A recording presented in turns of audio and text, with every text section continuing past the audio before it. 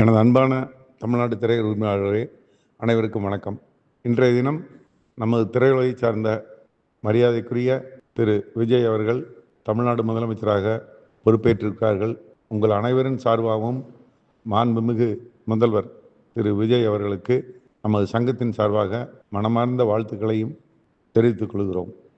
நமது சங்கத்தின் சார்பாக முதல்வர் அவர்களை சந்திப்பதற்கு நேரம் கேட்டிருக்கிறோம். ஒரு 3-4 நாளைக்கு அநேகமாக, ஏன்னா அவங்க இன்னைக்கு தான் பொறுப்பேற்றிருக்காங்க. மந்திரி சபை கூட்டங்கள், எம்எல்ஏ பதவியேற்பு, ஏராளமாக அவங்களுக்கு வேலைகள் இருக்கும். அதனால ஒரு 4-5 நாள் கழித்து எங்களுக்கு ஒரு டைம் கொடுங்க. நாங்கள் முதல்வரை சந்தித்து எங்களுடைய மரியாதையான பாராட்டுக்களையும் வாழ்த்துக்களையும் தெரிவிக்கணும்னு சொல்லி கேட்டிருக்கோம். அவசியம் செய்தருவதாக சொல்லி இருக்கிறார்கள். அடுத்தபடியாக நமது சங்கத்தின் சார்பாக சில கோரிக்கைகள், ஏன்னா அவங்க இன்றைக்கி தான் பதவி ஏற்றிருக்காங்க. அவங்கள உடனடியாக நம்ம தொந்தரவு செய்யக்கூடாது. ஆனால் அதே சமயம் நமது திரைத்தொழிலுக்கு வேண்டிய சில கோரிக்கைகளை நாம் அவரிடம் வைத்து தான் ஆக வேண்டும். உதாரணத்திற்கு தெரியும் உங்களுக்கு எல்லாத்துக்கும், இந்தியாவில் எந்த மாநிலத்திலையும் என்டர்டெயின்மெண்ட் டேக்ஸ் கிடையாது. நம்ம தமிழ்நாட்டில் மட்டும்தான் ஏறத்தாழ இந்த 6-7 வருஷமாக இருந்துகிட்டு இருக்குது. அதிமுக ஆட்சியில் அது கொண்டு வந்தாங்க. 30% கொண்டு வந்து அது 8% பண்ணி கொடுத்தாங்க. திராவிட முன்னேற்ற கழக ஆட்சியில் நம்ம முதல்வர் ஸ்டாலின் அவர்களிடம் நாம் சொல்லி அவரை பொறுத்தளவில் அதை 8% 4 வருஷம் பண்ணி கொடுத்தாங்க. அதே மாதிரி சர்வீஸ் சார்ஜ் திராவிட முன்னேற்ற ஆட்சியில் நம்மளுக்கு பண்ணி கொடுத்தாங்க. சில விஷயங்கள் கூட நம்ம அவங்ககிட்ட கேட்டு நம்ம திரைத்தொழிலுக்கு தேவையான சில ஆர்டர்கள் நம்ம வாங்கினோம். அதே மாதிரி இன்னும் அதில் இருக்க வேண்டியது, இந்தியாவிலேயே எங்கேயும் இல்லாத என்டர்டெயின்மெண்ட் டேக்ஸ் அந்த 4% நம்மளுக்கு இன்றைக்கி பெரிய பேர்டனாக தான் இருந்துட்டு இருக்குது. அந்த 4% தயவு செஞ்சு நீக்கி கொடுங்கன்னு நமது முதல்வரிடம் நாம் கோரிக்கை வைக்க வேண்டும். அதே மாதிரி திரைத்தொழில் மிகவும் நசிந்து போய் கிடக்கிறது. ஆகவே மற்ற சிறு குறு தொழில்கள் இருப்பது போல கரண்ட் சார்ஜை பொறுத்தளவில் மின்சார கட்டணம் இன்றைக்கி விண்ணை முட்டும் அளவுக்கு வளர்ந்துச்சு. அது இருக்கிற தியேட்டர் அத்தனையுமே தமிழ்நாட்டில் ஏர் கண்டிஷன் தியேட்டர் தான். ஸோ நிறையா தியேட்டருக்கு கரண்ட் பில் கட்டுறதுக்கு ரொம்ப சிரமப்படுறோம். இது நம்ம சிறு குறு தொழிலுக்கு என்ன மின்சார கட்டணம் இருக்கிறதோ அதையே எங்களுக்கு பண்ணி கொடுங்க அப்படிங்கிற கோரிக்கையை அவசியம் முதல்வரிடம் நாம் வைக்க வேண்டும். இதெல்லாம் நேரில் நம்ம சந்திக்கும் பொழுது அவரோட நமக்கு சிரமத்தை எடுத்து சொல்லி அவங்களுக்கு ஒரு கால அவகாசம் கொடுத்தா நம்ம செய்ய முடியும். ஏன்னா அவங்க புதுசாக உட்கார்ந்த உடனே அவங்ககிட்ட போய் அவங்கள ரொம்ப நம்ம சிரமப்படுத்தவும் கூடாது. அதே சமயத்தில் நம்ம சிரமத்தையும் அவங்ககிட்ட எடுத்து சொல்லி என்னென்ன செய்ய முடியுமோ அதுக்குள்ள செய்ய வேலைகளை நம்ம நிச்சயமாக நம்ம இந்த அரசாங்கத்திலிருந்து நாம் பெற முடியும்னு நான் நம்புகிறேன். ஏன்னா அவர் நம்ம குடும்பத்தில் ஒருத்தர், நம்மளுடைய சிரமத்தை அவர் புரிஞ்சுக்குவார்னு உறுதியாக நம்புகிறேன்.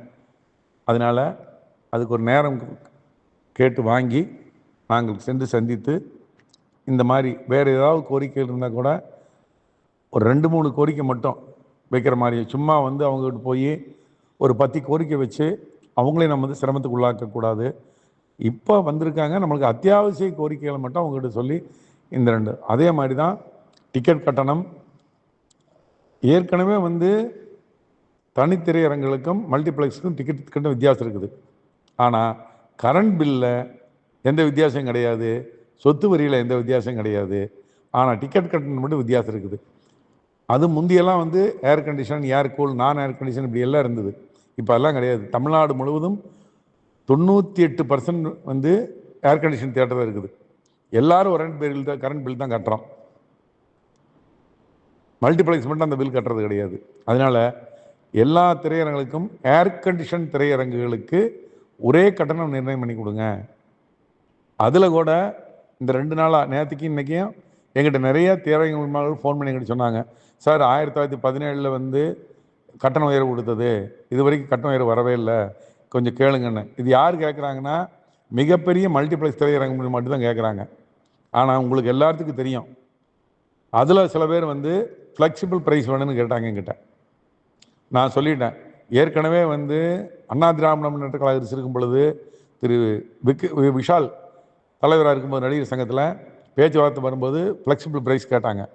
அதை நான் கடுமையாக எதிர்த்தேன். தலைவர்கள் முறையில் கண்டிப்பாக நான் ஃப்ளெக்சிபிள் ப்ரைஸ் ஒத்து வரமாட்டேன் ஏன்னு கேட்டாங்க. சார் இப்போ 190 ரூபாய் இருக்குன்னு உங்களுக்கே தெரியும். இந்த 8 வருஷமாக அந்த 190 ரூபா மேக்ஸிமம் ரேட் இருந்தது. இந்த 190 ரூபாயை எல்லா பெரிய படத்துக்கும் ஃப்ளாட் ரேட்டாக வைக்க சொல்கிறாங்க. அப்போ என்ன ஆகுது, திரையரங்குகளுக்கு மக்கமே வரல. பெரிய தியேட்டருக்கு வரும், மெட்ராஸ் சிட்டியில் இருக்கக்கூடிய தியேட்டர்களுக்கு வருவாங்க. ஆனால் சின்ன ஊர்கள் மிகப்பெரிய அளவில் பாதிக்கப்படுது. அதனால நாம் என்ன ஃப்ளெக்சிபிள் ப்ரைஸ், நார்த் இந்தியாவில் சினிமா அழிஞ்சதுக்கு காரணமே ஃப்ளெக்சிபிள் ப்ரைஸ் தான். அங்கெல்லாம் போனீங்கன்னா 800 ரூபா 900 ரூபா கேட்டால் என்னங்கிறாங்க, எல்லா பொருளுக்கும் அவங்க வந்து விலையை அவங்களே நிர்ணயம் பண்ணுறாங்க திரையரங்குகளுக்கு. ஆனால் அது திரையரங்குகளுக்கு ஏன் நம்ம நிர்ணயம் பண்ணக்கூடாதுன்னு ஒரு சிலர் கேள்வி கேட்குறாங்க. அவங்களுக்கு அதனுடைய மெயின் பிரச்சனையே புரிய மாட்டேங்குது. இப்போ உங்களுக்கு தெரியும், பெரிய நடிகர்கள் படம் ரிலீஸ் ஆகும்போது அது எந்த டிஸ்ட்ரிபியூஷன் ஆஃபீஸாக வேணாலும் இருக்கட்டும், தயாரிப்பாளர் அவங்கள போட்டு இன்சிஸ்ட் பண்ணுறாங்க, நான் பெரிய செலவு பண்ணி படம் எடுத்திருக்கேன், நீங்கள் 190 ரூபா வச்சு கொடுங்க, அரசாங்கம் தான் 190 ரூபா கொடுத்துருக்குது உங்களுக்கு அப்படின்னு சொல்லி A to Z எல்லா ஊர்லையும் வைக்க சொல்லி சிறிய ஊரில் இருக்க திரையரங்கள் மொத்தமாக வந்து ஆடியன்ஸே இல்லாமல் திரையரங்கம் ஓடிட்டு இருக்கு. அதனால ஃப்ளெக்சிபிள் ப்ரைஸ் எக்காரணம் கொண்டும் கொடுக்கறதுக்கு நான் தலைவராக இருக்கவும் ஏன்னா சைடில் கண்டிப்பாக நான் அதுக்கு எதிர்ப்பு தெரிவிப்பேன். என்னன்னா ஃப்ளெக்சிபிள் ப்ரைஸ் வந்து அதோட சினிமா வந்து தமிழ்நாட்டில் அழிஞ்சிரும். எல்லா தயாரிப்பாளர்களும் நான் பெரிய படம் எடுத்திருக்கேன் 300 ரூபா வையே 400 ரூபா வையே அப்படின்னு நம்ம சொல்லுவாங்க. ஒரு பெரிய மிகப்பெரிய நடிகர்கள் படத்துக்கு நீங்கள் வந்து 300 ரூபாய் 400 ரூபாய் ஒரு தீபாவளி பண்டிகை பொங்கலுக்கு வச்சுட்டீங்கன்னு சொல்லிச்சுன்னா, அடுத்த கிரேட் இருக்கிற நடிகர்கள்கிட்டையும் இந்த தயாரிப்பாளர்களும் விநியோகத்தில் என்னம்பாங்கன்னா, இல்லை சார் போன படத்துக்கு நீங்கள் 300 ரூபா வச்சிங்களா, இந்த படத்துக்கு ஏன்னா டிக்கெட் கட்டணம் வைக்கிறது திரையரங்க உரிமையாளர் கையில் கிடையாது. உங்களுக்கே தெரியும், காலங்காலமாக எப்பவுமே என்ன பண்ணுறாங்கன்னு சொல்லிட்டுனா டிஸ்ட்ரிபியூட்டர் தான் டிக்டேட் பண்ணுவாங்க, தயாரிப்பாளர் தான் டிக்டேட் பண்ணுவாங்க, இந்த ரேட்டு வை இந்த ரேட்டு வை அப்படின்னு சொல்லி. அதனால ஃப்ளெக்சிபிள் ப்ரைஸுக்கு ஒரு காலம் நான் ஒத்துக்க மாட்டேன். என்னுடைய ஆட்சேபனை தெரிவிப்பேன் நான் கண்டிப்பாக. அதே மாதிரி டிக்கெட் கட்டணம் நினைக்கிறேன்னா ஏர் கண்டிஷன் தியேட்டர்னா ஒரே ஏர் கண்டிஷன் தியேட்டர், மல்டிப்ளெக்ஸாக இருந்தாலும் சரி சிங்கிள் ஸ்கிரீனாக இருந்தாலும் சரி ஒரு சீலிங் வச்சு கொடுங்க. இப்போ எப்படி சீலிங் 190 இருக்குது, அதை வேணால் 200 ரூபாய்னு வச்சு கொடுங்க. எங்களுக்கு 200 ரூபா அதிகபட்ச கட்டணம். அதுக்குள்ள நீங்கள் குறைச்சி எவ்வளோ வேணாலும் எடுத்துக்கலாம். ஏன்னா சென்ற ஆட்சியில் நம்ம வந்து உள்துறை செயலாளர் போய் சந்திக்கும் பொழுது உள்துறை செயலாளர் தெளிவாக சொல்லி விட்டாங்க, அதாவது நாங்கள் வந்து உங்களுக்கு அதிகபட்ச கட்டணம் கொடுத்துட்டோம், 150 + GST + ET என்டர்டெயின்மெண்ட் டேக்ஸ் 190. இந்த 190க்கு உள்ள நீங்கள் என்ன கட்டணம் வேணால் வச்சுக்கலாம், 100 வச்சுக்கலாம், 80 வச்சுக்கலாம், 90 வச்சுக்கலாம். குறைக்கிறதுக்கு பற்றி நாங்கள் ஆட்சியவே சொல்ல மாட்டோம் அரசாங்கத்தில், ஆனால் கூட்டக்கூடாது அப்படின்னு அவங்க சொன்னங்காட்டி தான் அந்த 190லேயே இத்தனை வருஷமாக நம்ம நின்றுருக்கோம், 7-8 வருஷமாக. இப்போ அதை அதிகப்படுத்தோன்னு கேட்டோன்னா, அந்த அதிகப்படுத்தக்கூடிய கட்டணம் வந்ததுன்னா நாளைக்கு 250 ரூபா பண்ணி கொடுத்தாங்கன்னு சொல்லிட்டுனா அத்தனை பேரும் எல்லா படத்துக்கும் 250 ரூபா வைக்க சொல்லுவாங்க. இப்போவே உங்களுடைய ஆடியன்ஸ் வர நிலைமை உங்களுக்கு தெரியும், எந்த அளவுக்கு ஆடியன்ஸ் வந்துட்டு இருக்கு அப்படின்னு நீங்கள் பார்க்குறீங்க. நீங்கள் மிகப்பெரிய அளவில் ஆடியன்ஸ் வீழ்ச்சி இருக்குது. இதில் கட்டணத்தை வேறு உயர்த்தணும்னு சொல்லிட்டுனா திரையரங்கு இழுத்து மூட வேண்டிதான். அதனால கட்டண உயர்வு நமக்கு தேவையில்லைங்கிறது என்னுடைய கருத்து. அதிகபட்சம் அந்த 200 ரூபா வச்சு கொடுத்தா போதும். அதுக்கே ஆடியன்ஸ் வர மாட்டேங்கிறாங்க, அப்புறம் இதுக்கு தேவையில்லாம மறுபடியும் கட்டண உயர்வு. 8 வருஷம் ஆச்சு, கரெக்டாக 8 வருஷம் ஆச்சு, சினிமா நல்லா இருக்குதா? இல்லை. அதனால கட்டண உயர்வு கண்டிப்பாக வேண்டாம் என்பதுதான் என்னுடைய கருத்து.